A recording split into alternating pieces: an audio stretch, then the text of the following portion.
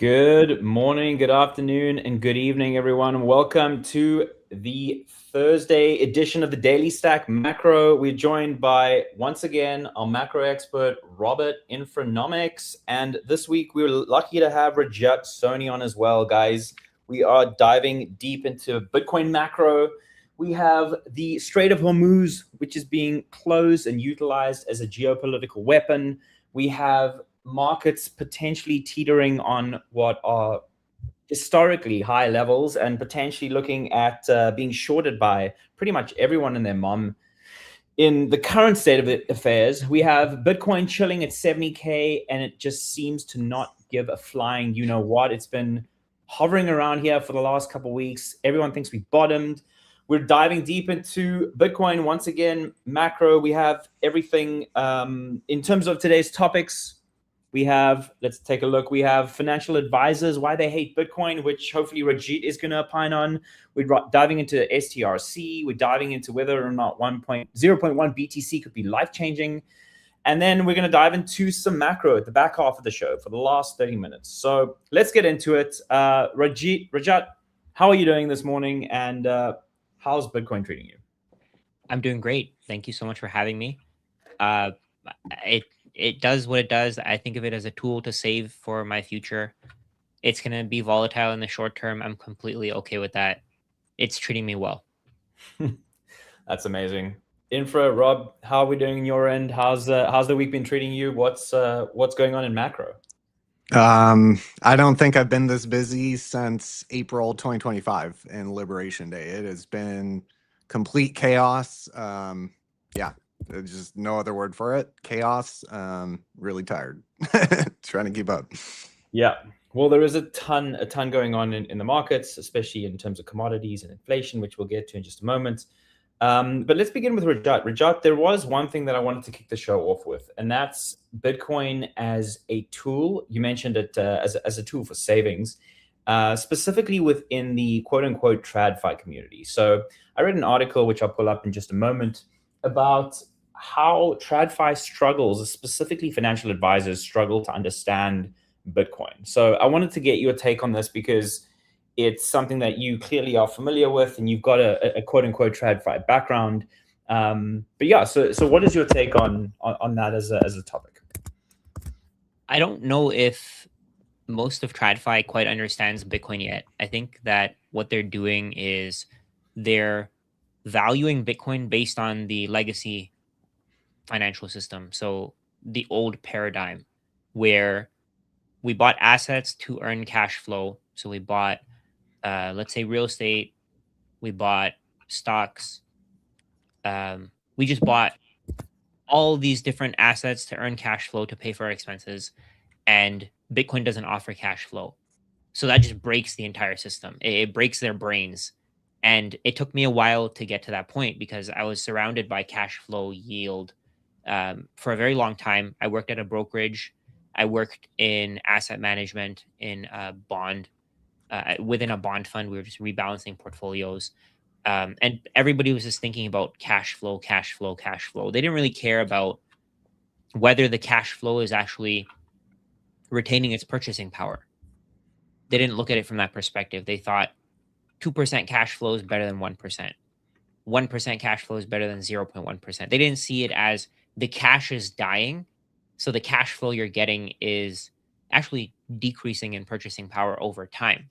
So to the people who look at the world from this perspective of cash flow and income producing assets, they can't understand how Bitcoin is going to replace those assets. They can't understand how if you buy Bitcoin, for example, as a savings vehicle, it's going to extract value out of, let's say, housing, because housing right now is being used as a savings vehicle. So the more money that gets funneled into Bitcoin is money that won't go into the housing market and prop up prices of houses because it's being used as a store of value. So a lot of people today, in my culture, for example, I'm Indian, a lot of people buy houses as a savings account.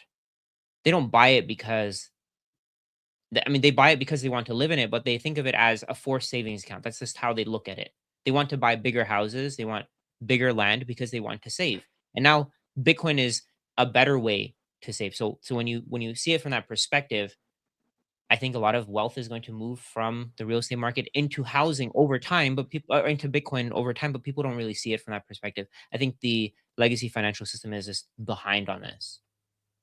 So I guess you deal with a lot of great content that you've been putting out. So specifically focused on making Bitcoin easier to understand, right? So first off, props to that, because it's what we need more of, right? We need to educate people on why money decays over time, because inflation is this hidden tax. So first off, that's fantastic, and congrats on the content that you're putting out. It's super easy to understand, and I think a lot of people really appreciate it. My question for you is, what is maybe like the biggest insight that you've had from teaching people, and the biggest dogma that they've encountered, and how do you get past that dogma? Because people aren't necessarily looking out every day for, how do I save my wealth and how do I protect my wealth? That's not the top priority. Typically, the top priority is generating wealth, creating wealth, not necessarily saving it, right? Yeah.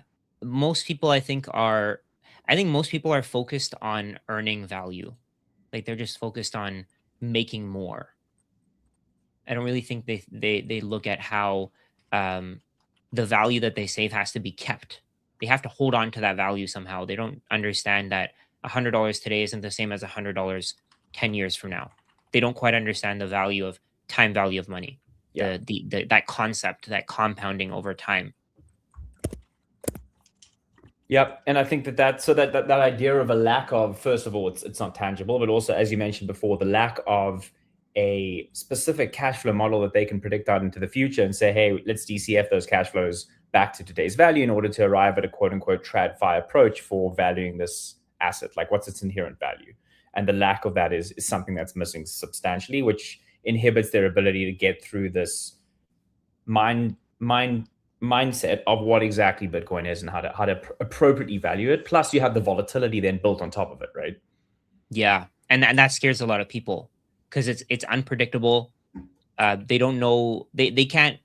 I think a lot of people can't really see how something digital can have value, because the old paradigm was anything digital can be multiplied, right? So you have pictures, for example, they can be multiplied. If I send you guys a picture of something, I'm not the only person who has it now. Now there are 3 copies of it. So that's how they think. I think that's how they think of it. They think that somehow this finite supply can be broken because it's digital.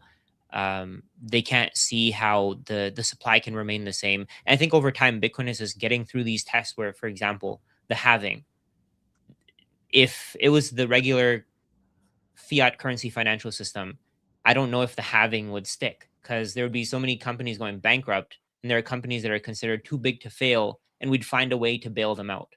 Whereas with Bitcoin, it doesn't give a shit. It doesn't care. Yeah. All the companies who are no longer profitable, they're going to go bankrupt. So with Bitcoin, I mean, I think that was a test. And every time it goes through a halving, it just adds another layer of conviction and confidence. And over time, let's say, for example, the people who don't see it this epoch, they're going to see it next epoch. If they don't see it next epoch, they're going to see it the following epoch. And eventually they'll see it. And I guess this is where the phrase "you buy Bitcoin at the price you deserve" comes from. If you don't see it early, you're going to see it later, and you're going to pay a lot more for it. Yeah, and it's not just Bitcoin either. I spoke with the CIO of a very prestigious firm and asked him.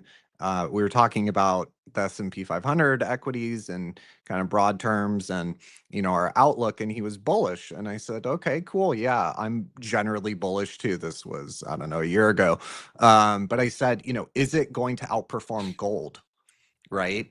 And he was like, I don't know, and I don't care. It's like, well, that seems odd to me, because now, granted, gold and Bitcoin will have volatility, right?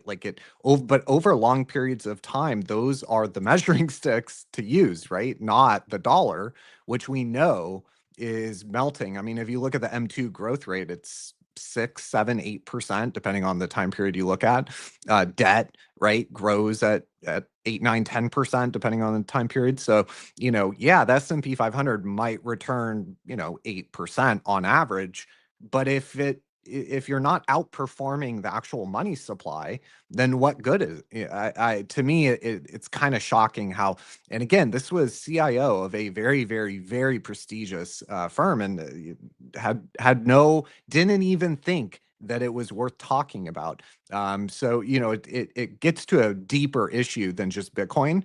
It gets to, I mean, because we were talking about gold, I think it just gets to a deeper complacency almost with the way that our system is structured. There is this immense kind of this is my perspective, immense complacency that traditional finance has when it comes to America, when it comes to being a developed market, when it comes to some of these things, and to me, it's just, it's a bit scary almost to remember that a lot of people, trust the experts with their money, with their wealth, right, with their family's wealth, and I think that given where things might be going over the next decade, it could pose some real issues for them, and I think that is finally kind of when they will actually wake up.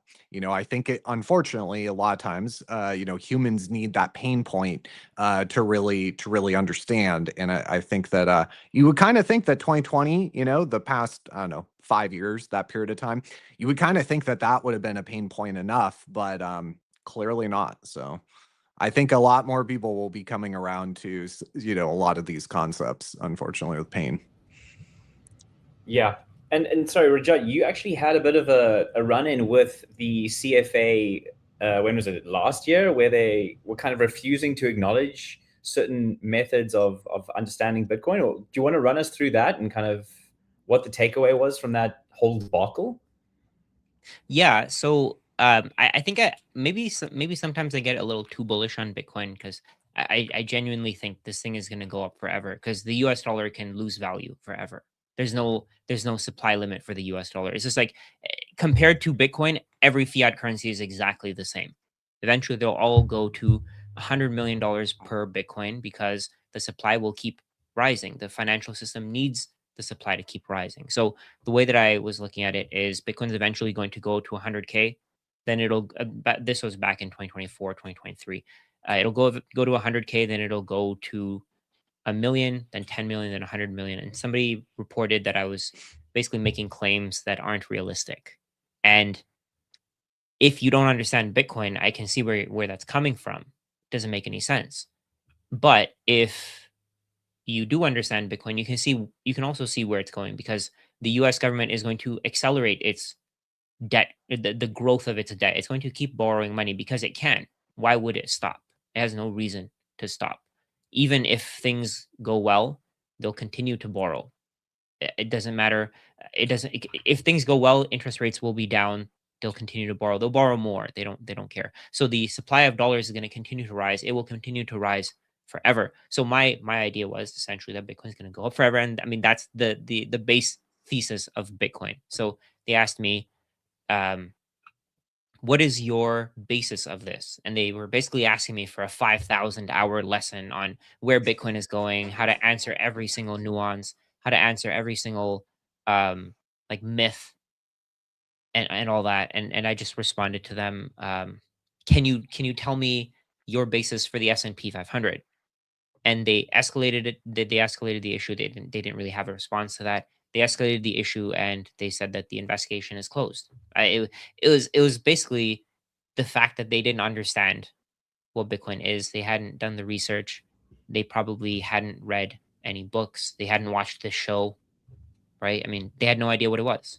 Well, and they also don't understand their own the structure of their own system, right? Like if you were Yes. to ask them, what's the growth rate of the money supply, I bet you they wouldn't have an answer, right? Yeah. So that, like at a fundamental level, it's kind of terrifying that some of these organizations, whether it be CFA, FINRA, wealth managers, they don't even really necessarily understand how our own monetary system works, how what the debt growth rate is, what interest, how that is the dynamic of the interest expense and the deficit. Like a lot of these things, they don't even really, they kind of know it as like almost an abstract kind of thing, but they don't really understand. And I think that's kind of the fundamental problem, because once you understand the way the structure the structure of the system, once you understand that, then Bitcoin is kind of almost like obvious. It emerges as kind of a logical answer, right, to our current system. Yeah, yeah, and I'll give you my own example. I used to just assume I used to just assume that inflation is 2%. When people would tell me it's 2%, I would question them. I'd say, no, you don't know what you're talking about. I have my CFA. It was ego, right? It was Yeah. all ego, and I didn't understand the system like exactly what you explained there, Rob. All of that, I didn't understand it before I studied Bitcoin, even though I'm supposed to be the expert. That doesn't really make any sense to me. And now, just going through that makes me question everything. When people say, "Oh, house prices will go up forever," of course they will in terms of U.S. dollars, but in terms of Bitcoin, they won't. And I genuinely think, I don't know, maybe you can give me your thoughts on this, but I genuinely think that banks are not going to lend to buy houses over time, because there's no. It's much more difficult to collect your money if your borrower defaults. I think they'd rather be in the business of lending against Bitcoin. Yeah, I mean, that's really the key for young people and using Bitcoin as a prime wealth generator, right? Our parents had the home, and there's significant leverage associated with buying a home, right? You can get 10, 20x leverage. And I've always kind of framed it in the way that housing is not building wealth. Like you mentioned, housing underperforms gold. For example, the number of ounces needed to buy a home, the number of ounces of gold to buy a home today is like 70, 80% lower than it was just 20 years ago, right? And in fact, the average home price priced in gold is at like basically a record low going all the way back to the 1960s. So as a real wealth generator, to actually outpace inflation, it's pretty terrible. Now, the benefit, and the way I frame it is housing is just levered exposure to a relatively scarce asset, being the home. But the supply of homes can always go up. All it takes is maybe a Zoomer getting in power and enacting a national strategy. We're going to build 5 million homes, right? And the supply of homes can go up. So really, the wealth that our parents generated, it wasn't real wealth.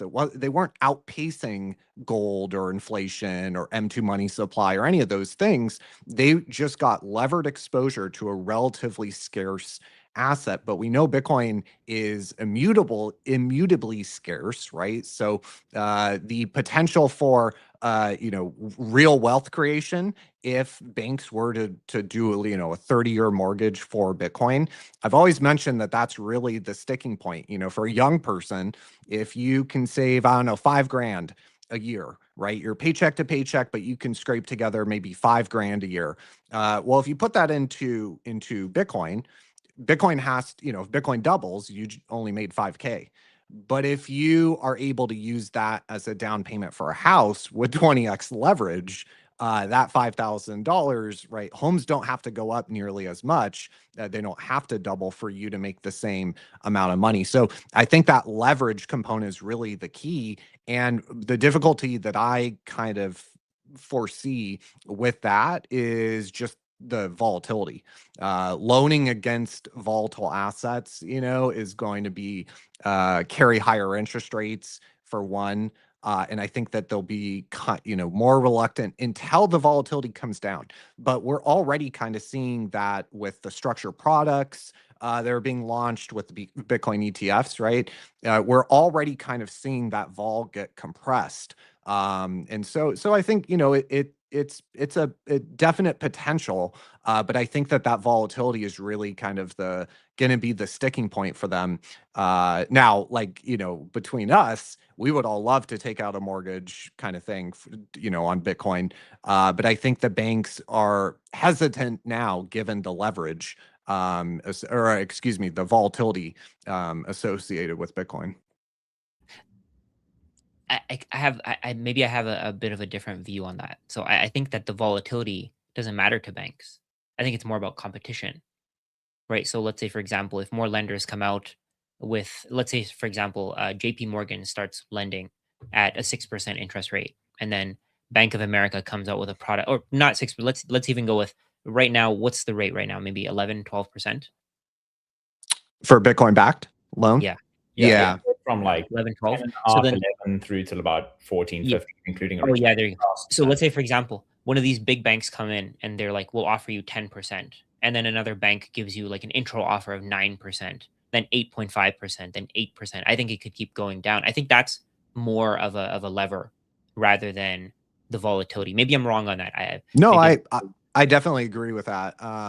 I just, I think that eventually we're going to see that kind of competition, right? And you'll get Yes. a compression of the spread right now, which, with Fed funds at 3.25, call it 3.5, 11% interest rate for a Bitcoin backed loan just seems kind of incredible, because it's fully collateralized, right? Yeah. Especially if you do a low LTV.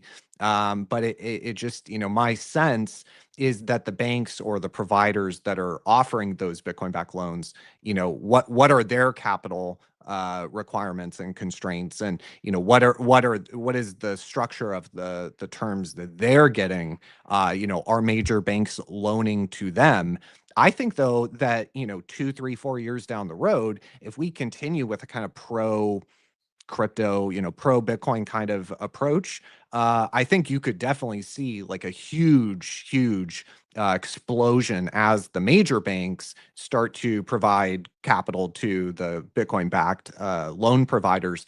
And then you can probably get that compression of the it's pretty incredible spread, to be honest. Yeah, huge spread.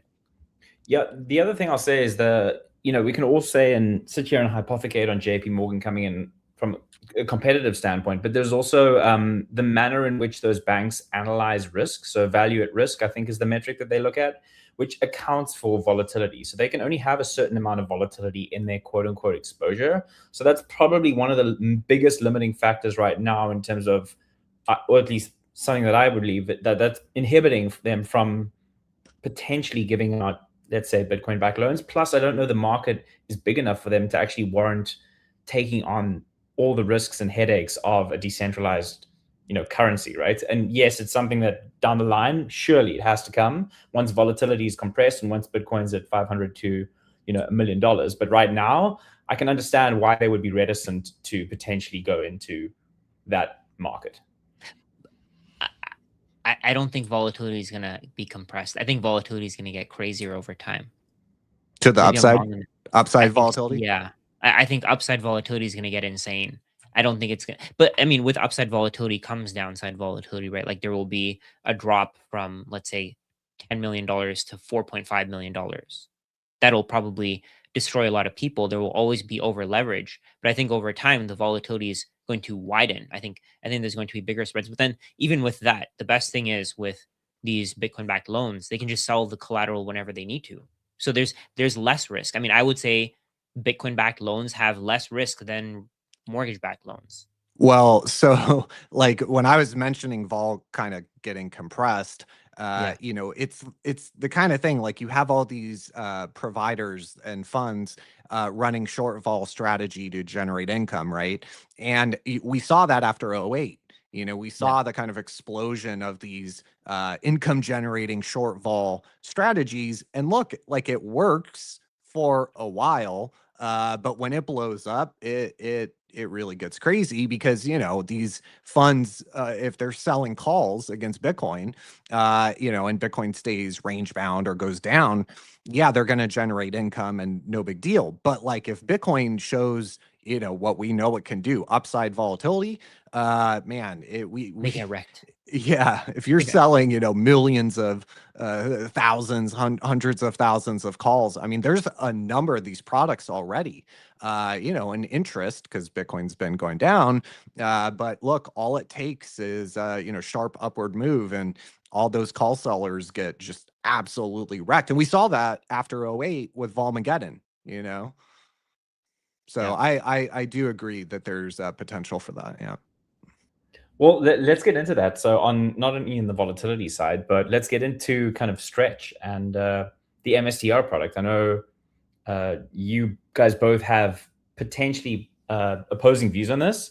But Rajat, why don't you maybe run us through like just the audience itself at a very high macro 30,000 foot level, what Stretch is, and why it's such a unique product specifically for strategy, and why you're bullish on it, especially given the current environment where sentiment is pretty poor at the moment, and all these Bitcoin treasury codes are kind of struggling, except for the big dogs like MicroStrategy at that level. Yeah. So from my perspective, this is actually something that I saw in a video from my friend Forrest Hoddle.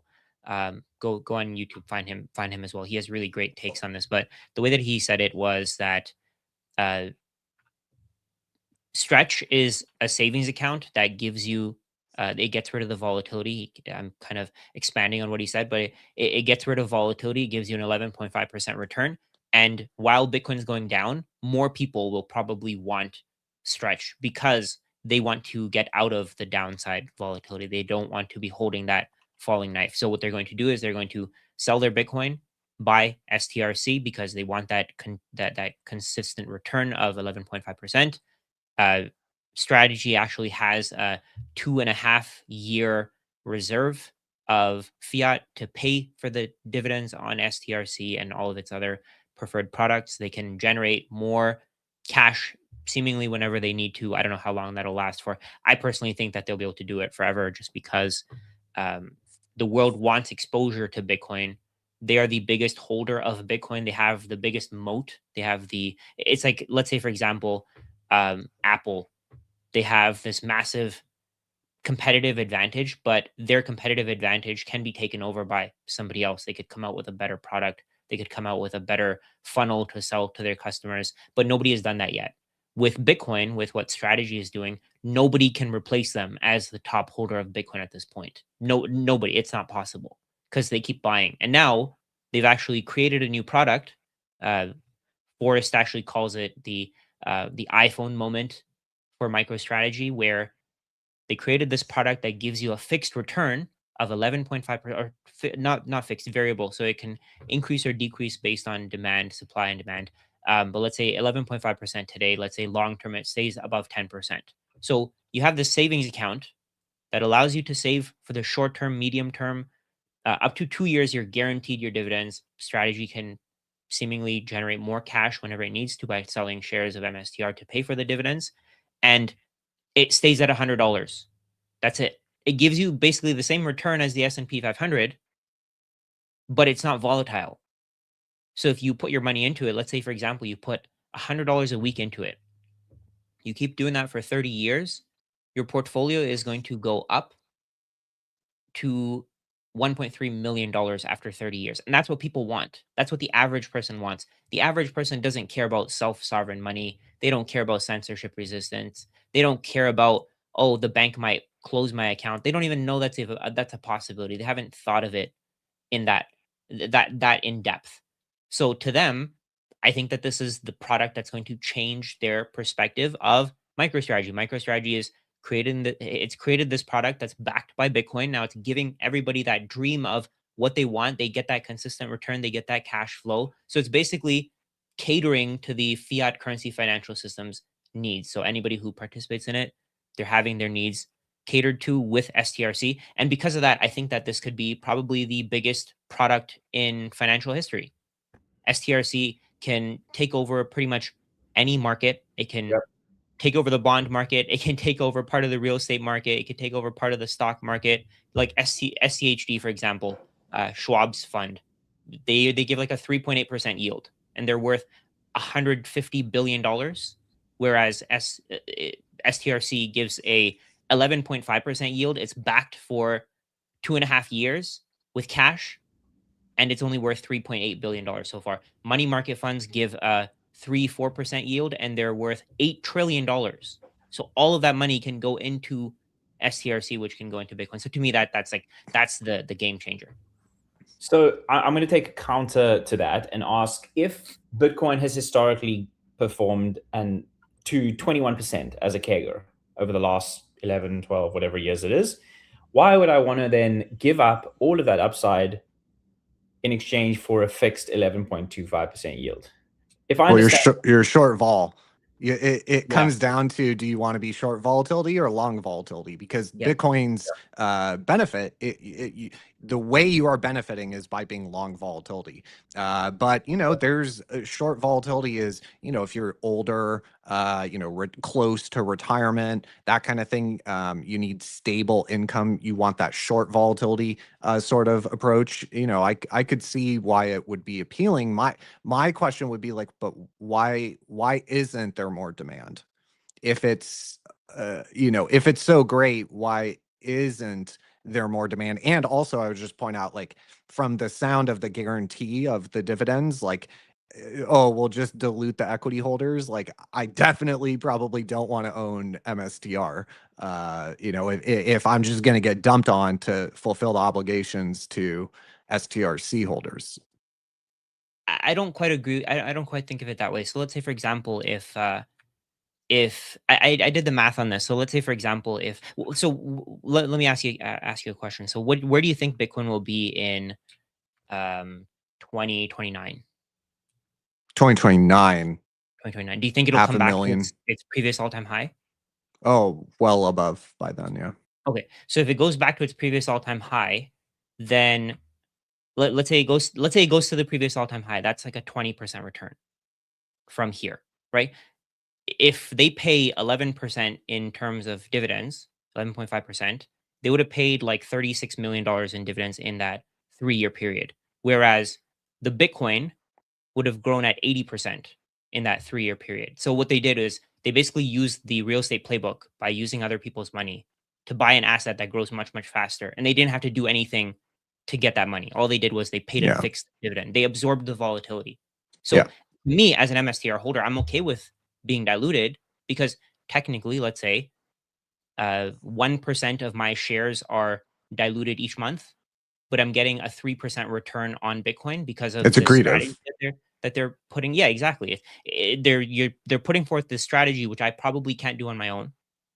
And I'm buying the shares and I'm letting them take advantage of it. Yeah, I agree with all of that. My concern or my fear, my apprehension would be, what if Bitcoin goes down 50%, 60%? That would really be where I would kind of, because I agree, if Bitcoin kind of just doesn't show immense downward volatility and just kind of continues to move higher, I totally get it. Yeah, my apprehension would be, what if it falls 50%? And that's a flash crash? You mean like a flash crash, or you mean a sustained? I mean, yeah, like a recession, right? But it did fall 50%. From here, though. It was down 50% from the top, right? I mean, and it stayed at 100. It like the volume is actually going up on STRC. Yeah, I just worry about the whole kind of complex being subjected to a 2-3 year recession. That's not my base case. I think that they print pretty quick, but I do think that, like, there's almost, not you, but just in general, there's this kind of like baked in assumption that Bitcoin will just kind of always go up. It'll have its crypto winter, but generally, there is a potential, despite the M2 money growth, supply growth, and despite fundamentals, there is a potential. Now, it's not my base case, but like, if that kind of environment were to happen, where Bitcoin fell another 50% and maybe it didn't move higher for a couple of years, then, like, how does everything kind of hold up? I mean, if the way that this product is performing, it seems like it's going to be able to handle that. Right? They've gotten record volume. Like, if you take a look at the volume, every single day it's going up. They have so much demand for this, and what they're doing is they're just turning around and buying Bitcoin. So they're giving Bitcoin a floor. Right, like just today, there are actually websites that, like there's one strc.live. Not sure if you guys want to pull that one up, but today they've bought 2,600 Bitcoin, which is absolutely nuts. And then on top of that, they're selling shares to buy more, so they keep accumulating more of it, right? And that, I think that gives it a floor. 6 times 100. Like they bought 2,600 Bitcoin just today. Yeah, for yesterday, yeah, the volume has been ramping up, going back. It's going nuts. Like this, and this is, like I said before, I think this is what satisfies people's need for financial freedom, because all they have to do is buy this thing. They don't have to do anything else. Strategies like let's say, for example, with the iPhone, people wanting to be able to communicate with their friends and family. Apple gave them this thing that they can do that with without having to think about anything else. So why is it why, I've looked at it before. Why does it go down to, below par, go down to 92? And why does STRC have those? So from what I understand, I think the volume wasn't high enough before, and as a result of, let's say, Bitcoin falling 56, or like let's say 10%, 15%, I think people just, it's emotions, it's fear.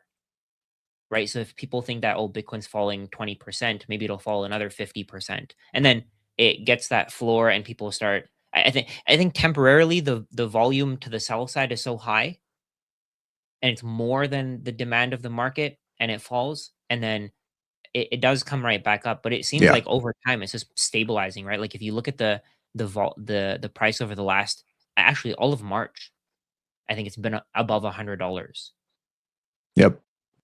And then there's also so one thing that I've noticed, I don't know if this will continue, but the ex-dividend date, usually it falls slightly just to account for that dividend. So what people do is they buy it the day before, like today, for example, they buy it and then they sell it tomorrow to capture that dividend, and then the price falls. But then I think that the way that markets work now, everybody's looking for every arbitrage opportunity. So if they see that, oh, the price is going to go down 40 cents this day, so I'm going to buy it. It's going to go back up to 100, then I'll sell it back at 100. And I think more and more players want to do that, and they want to capture every penny. Every algorithmic trader is going to do that. They're going to leverage that up. I think because of that, it's going to become more stable at 100. But I don't know, that it could take some time.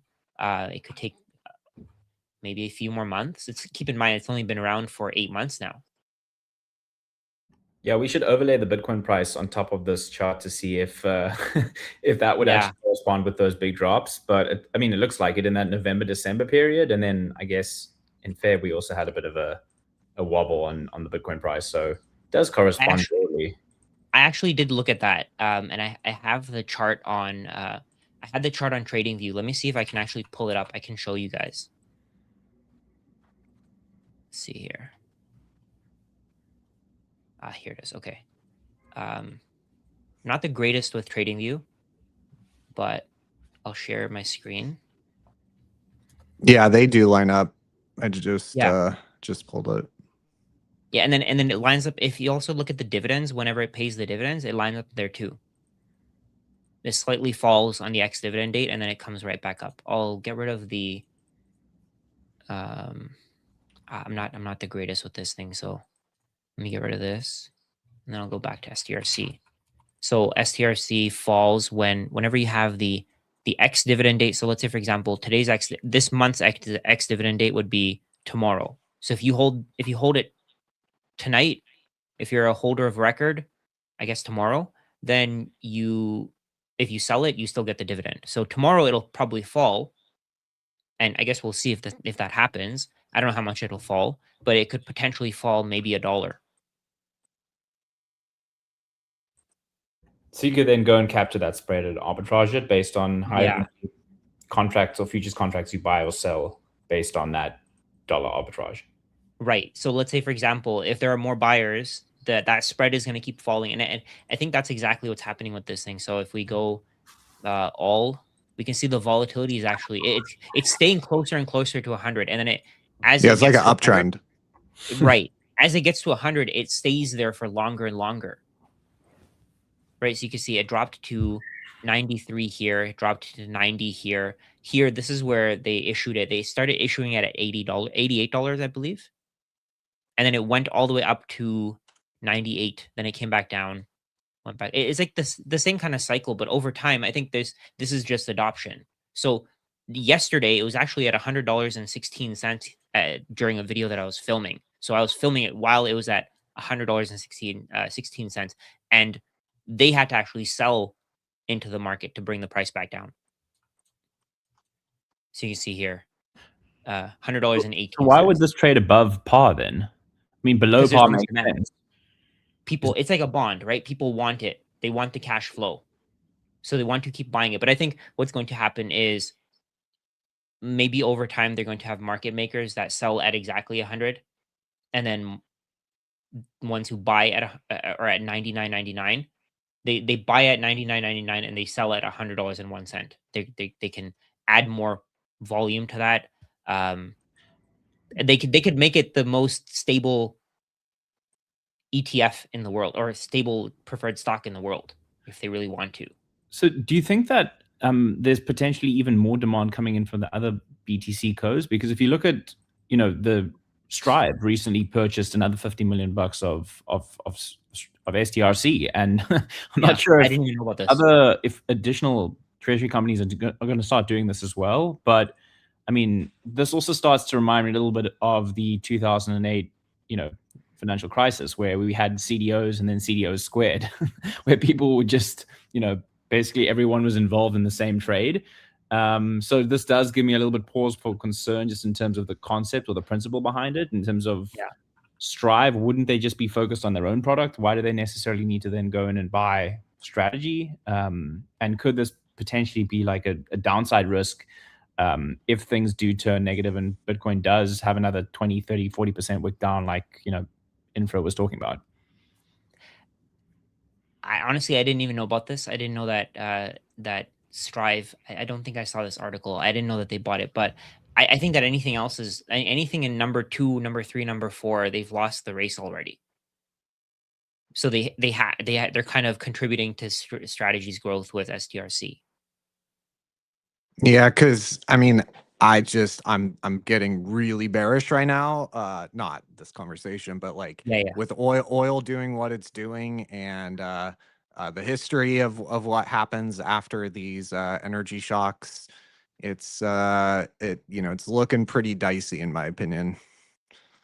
It's looking pretty dicey. Dive into that, Infra, because that's, I mean, you got some really great charts as well. Let's dive into oil. What the heck's going on there? CPI, we haven't even got to that. And then private credit as well. We have to get to that. Like, that could be a huge potential risk, which is probably contributing to, I'd assume, as to why you're so bearish, right? Yeah, private credit, AI, and oil. Yeah. So here, XLE, which is energy, just broke out of this downtrend that's been in place since 2008. This is looking at the relative performance of energy, the energy sector, very, very small component of the overall index relative to the SPY. And we are seeing it start to break out. So the Strait of Hormuz is effectively closed. Here we can see the traffic is down by about 90%. This is the largest oil market disruption ever in history. Here is the production hit per country. Some of these are just incredible, and further attacks continue from Iran onto oil infrastructure in the Gulf. Daily SPR pace. So, of course, policymakers announced that they would try to release some of the SPR to suppress oil prices. The problem is the flow rate, which is what that is showing. And then here is the scenario, depending on how long this ends up playing out, according to Bloomberg. So if the Strait of Hormuz remains closed for 3 months, oil will go to 160. If it remains closed for 2 months, it'll go to 140. I think that's more than enough to cause a recession.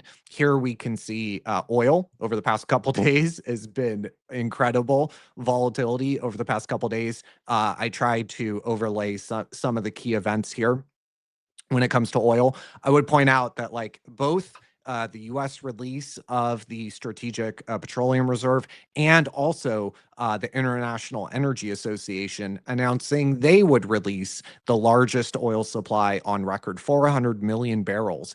Oil's gone up. It hasn't gone down, it's gone up.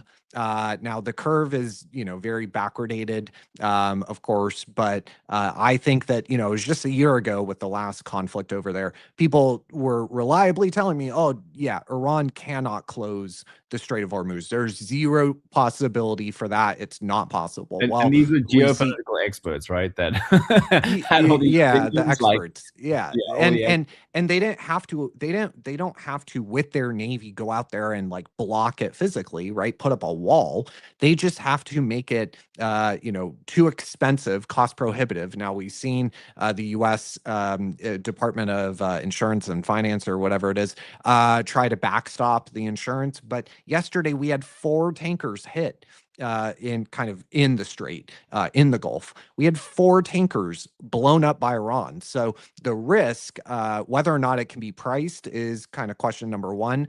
And question number 2, obviously, like, is it even possible to suppress the Iranian offensive weapons, which, the Navy was saying just a day or two ago that it would take weeks to reopen the strait. So I think that what I'm trying to get at, over the past year, 2 years, everyone has been way too bullish on U.S. military strength and way too bearish on Iranian capabilities. Is that to say Iran is winning? I don't know. They're causing a ton of economic pain, however, and if this continues, which again, I think we should err on the side of, whoa, everyone thought that this was not possible, and it's now day 9 of it, right? Like, that should be a wake-up call where we might maybe reassess our super bullish, sort of expectations of the U.S. military. That's all I want to say with that. And we know that with oil, when the price of oil spikes, that is a late cycle sort of indication, and generally the US will go into a recession after that oil spike. Going into 08, oil went from 55 to 135. In .com, oil went from 12 to 33. This is log scale. And you can see that every time before a recession, oil is moving higher. Now, 2022, we had an energy spike and no official recession. However, we did have 2 consecutive quarters of negative GDP, traditional definition of a recession. And we also had an equity bear market. So oil is moving higher on an already stretched consumer. We know if you remove the AI capex story, GDP would be about flat. Consumer spending is 2/3 of American GDP. The top 10% account for half of that consumer spending, which is 2/3. And the wealthy are spending due to the wealth effect, right? Their stocks are up and they feel wealthy, so they go spend. Well, if the equity market starts to stumble, as we've been seeing, I would argue going back to October, which is when the rotation really started into consumer staples, into things like industrials, materials, and utilities and healthcare, that all started early November. I would argue that was really the equity market has been sending a signal that is worried about growth, worried about, getting defensive for months now.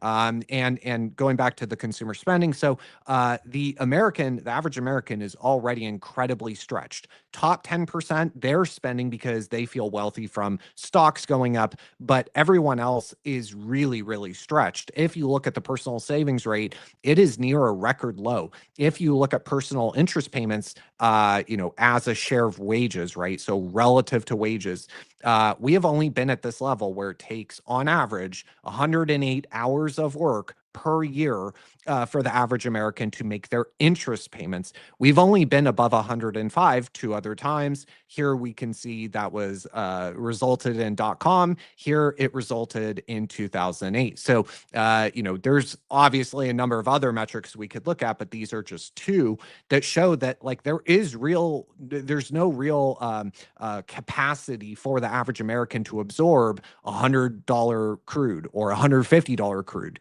certainly. So I think that, yes, like, if you look at the bond market here and in the rest of the world, yields are moving higher. Bonds are selling off. The curve is flattening into this kind of bear flattener. Generally not a good sign. Generally, that is indication of expected monetary hikes in the interest rate and hawkish monetary policy, which we can't have given the state of the debt and what that would do to the deficit. We have rapidly interest rate cuts being priced out of the market. I would say that, we are nowhere near as bad. I'll take inflation off here.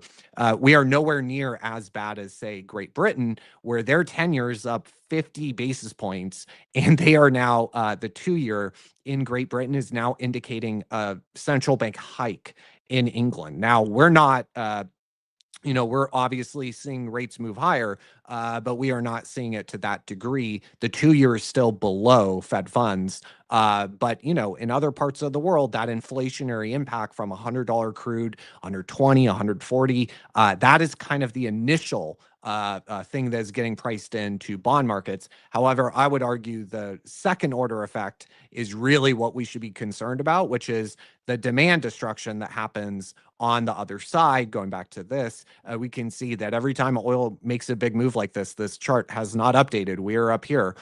Every time oil makes a big move like that, you get a recession, even if they don't call it an official recession. And we know the average American is already kind of quite tapped out. They don't have the capacity. Oh, and by the way, this is all happening at the same time that private credit is blowing up, I would argue. Like, I'm not normally one to like, oh, everything's blowing up, but like private credit's kind of starting to blow up, we had Morgan Stanley add to Cliffwater and Blue Owl and BlackRock in terms of halting redemptions or gating redemptions in some of these private credit funds, which, by the way, about 40% of the private credit funds are invested in software companies, which are the very companies to be disrupted by AI.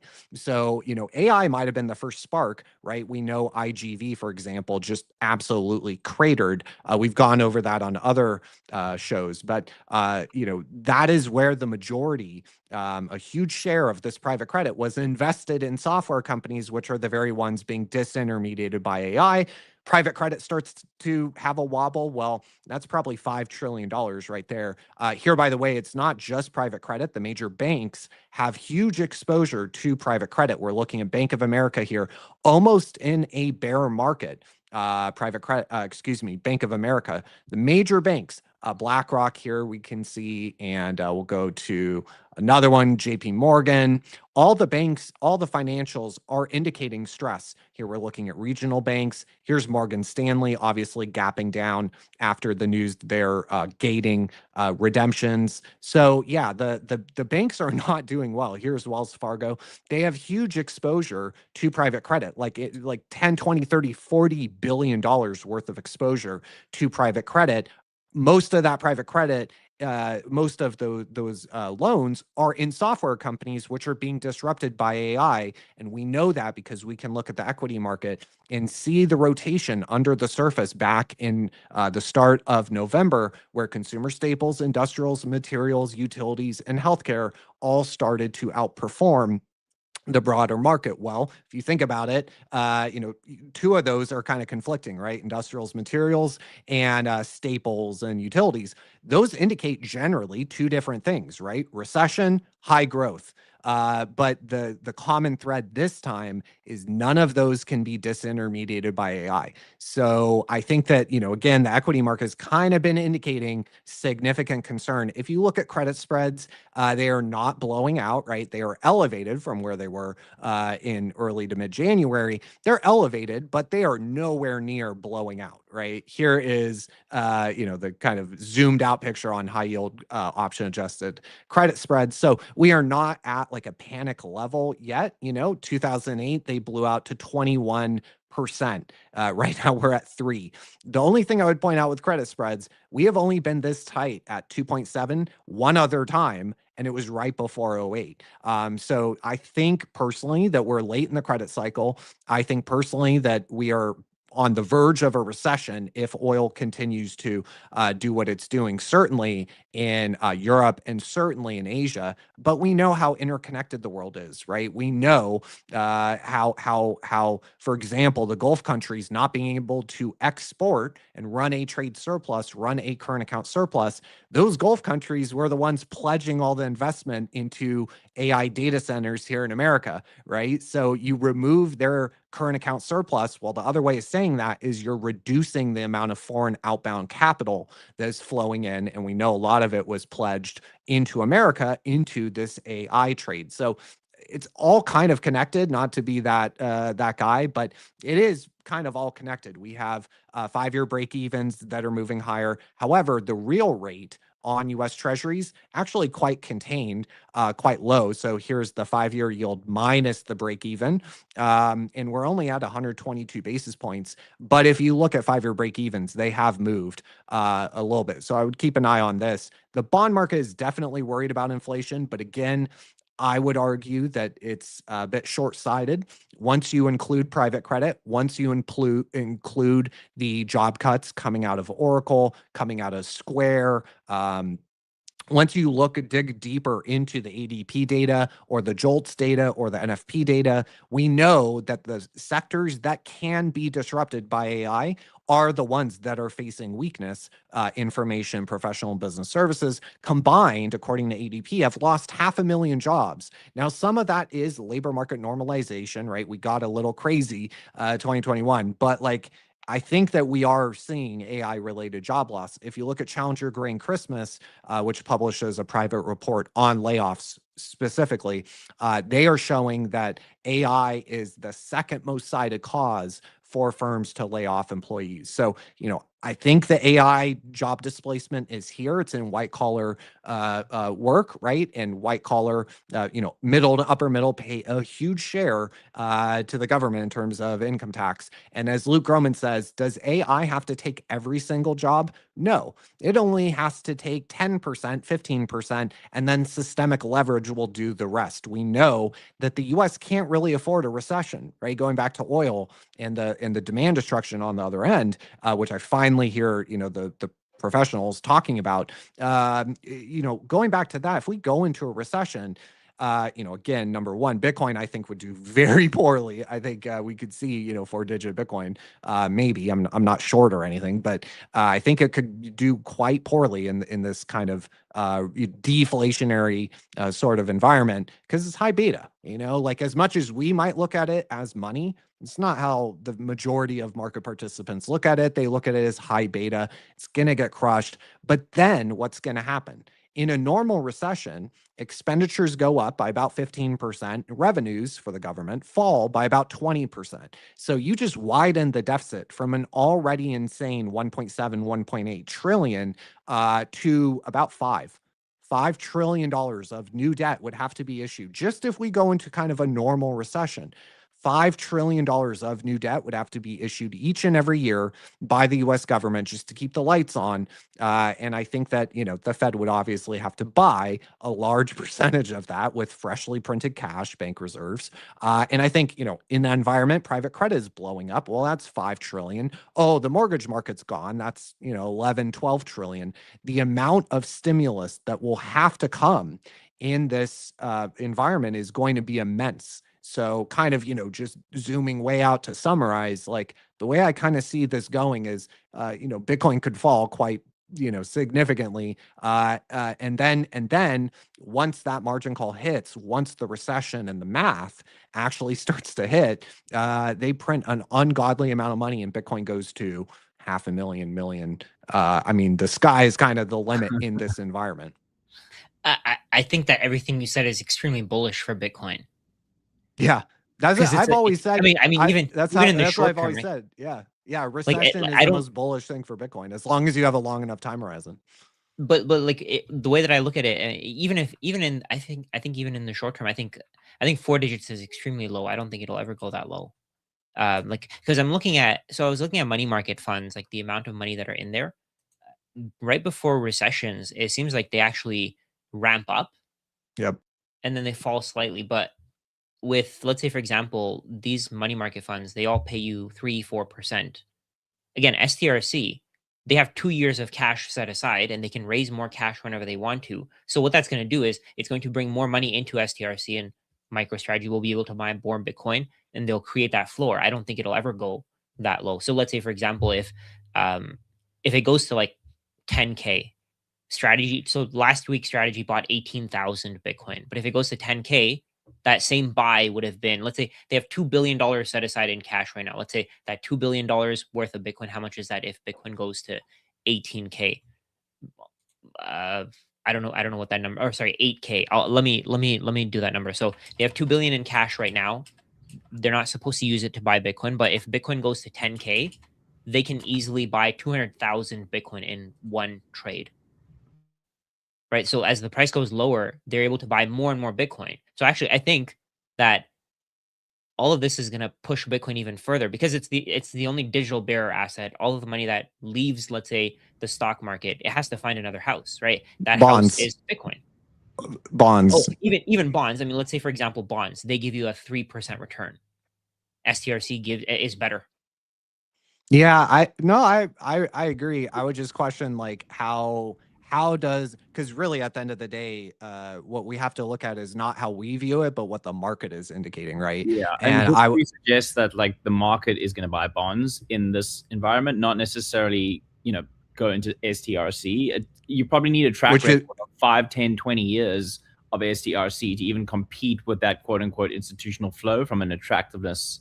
Yeah, because they're going to be worried about MSTR. They're going to be worried about, oh wow, MSTR leverage to a high beta asset. Like whether or not they don't necessarily own these assets.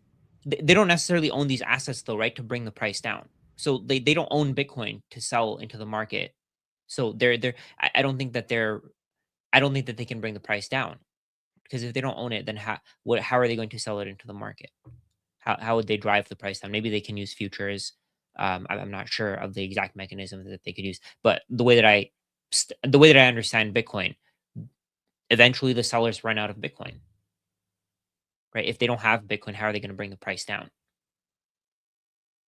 Well, no, I'm saying that like the people that view Bitcoin as money, we're like 1-2% of total capital out in the market. Like Bitcoin being what 1.8 trillion.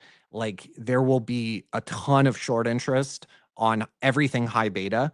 I'm sure. Look, if you look at ARK or something, anything high beta, look at Palantir. I bet that the short interest in these will just absolutely ramp up. Again, if I'm correct, and there is a kind of recession on the other end of this, anything high beta is just going to get crushed. And we're like the David versus Goliath, like we're trying to hold back. We're a tiny fraction of the capital. Most capital is going to flow into bonds because that's just how it's always worked. Should it flow into STRC?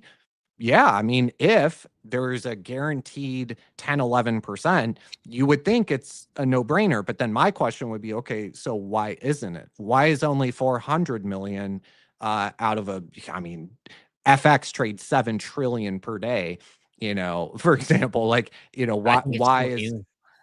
I think it's just so new, right? Yeah. I think it's picking up. Right? It could be just a timing issue, and maybe it's not a this cycle recessionary thing, but it could be next cycle's recessionary trade where they do pile into STRC as a significant alternative rather than just 0.5%, 1%, whatever percent of that institutional bid is now moving there. So it could just be a timing, right? Like it really could just be established that market presence and reputation, and take it from there. But on that note, so I do want to be respectful of Info's time. I know you have to hop.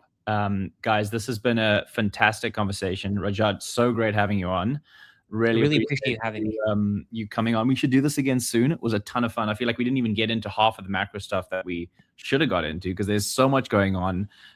Infra gave us a fantastic summary on, I guess, why to be short-term bearish and long-term bullish. Timing, as ever, is the biggest issue, and trying to figure out when that occurs is obviously tough. But guys, I do want to call it there. Thank you so much for hopping on. Fantastic conversation. Everyone in the comments, we appreciate you. Sorry we couldn't get to all of the questions that you had. We'll do our best next time. And yeah, thanks everyone for hopping on. We will see you next week at 12:30 Eastern. Have a fantastic rest of your days. Thank you for having us.